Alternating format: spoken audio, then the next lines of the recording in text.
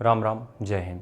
देखो, एक चीज़ हम तुम्हें समझा रहे हैं, रनिंग के बाद जैसे ही तुम रनिंग करके आते हो बाहर से, क्या चीज़ें नहीं कंज्यूम करनी उसके बारे में हम बताते रहते हैं। उसी सीरीज़ में आगे है ये वीडियो। आगे बढ़ने से पहले ये है स्टेमिना बूस्टर, जिसका प्राइस है 700 रुपीज़, और उसके लिए पेमेंट इस नंबर पे करना होगा, और पेमेंट का स्क्रीनशॉट भी, एड्रेस भी हमें इसी नंबर पे चाहिए। और 500 रुपये फीस है पर्सनल ट्रेनिंग की। कंप्लीट आयुर्वेद ही मिल जाता है। आधा चम्मच लेना होता है रात में सोने के पहले दूध के साथ, और या तो इस स्पीड, स्टेमिना और ब्रीदिंग इश्यूज़ पे काम करता है। खैर, ये तो हो गए प्रमोशन। अब हम यहाँ पे बात करते हैं दौड़ के बाद तुम्हें क्या नहीं खाना है। दौड़ के बाद तुम्हें भिगोया हुआ स्प्राउट्स नहीं कंज्यूम करना है। समझ में आ गई मेरी बात? दौड़ के बाद भीगा हुआ स्प्राउट्स नहीं यूज़ करना। उसका रीज़न बताते हैं। देखो, भीगा जो स्प्राउट्स होता है उसमें क्या होता है, मूंग होता है, ठीक है, मूंगफली होती है, ठीक है। उसके बाद इसमें तुम्हें मिलेगा चना।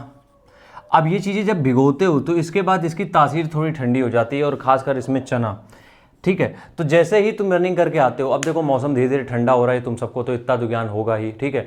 मौसम धीरे धीरे हो रहा है क्या, ठंडा, और ठंडा मौसम होने की वजह से कुछ भी अगर तुम खाते हो ठंडा, तो गला जकड़ लेता है, जिससे ब्रीदिंग इशूज़ हो सकता है, जिससे तुम्हें सांस लेने में दिक्कत हो सकती है रनिंग के दौरान, बहुत सारी चीज़ें हो सकती हैं, ठीक है। तो रनिंग करके तुम जब भी आते हो तो कोशिश करो स्प्राउट कंज्यूम मत करो। स्प्राउट्स कंज्यूम करो तुम एक मील के बाद, क्योंकि जब तुम आए हो शरीर तुम्हारा गर्म है, तो कुछ गर्म फूड चाहिए बॉडी को। और गर्म फूड में आता क्या है, दलिया है, ओट्स है, पोहा है, सैंडविच है, या जो भी तुम्हारे यहाँ बनता हो। हम तो कह रहे सब्जी रोटी भी बनती है, वो भी ठीक है।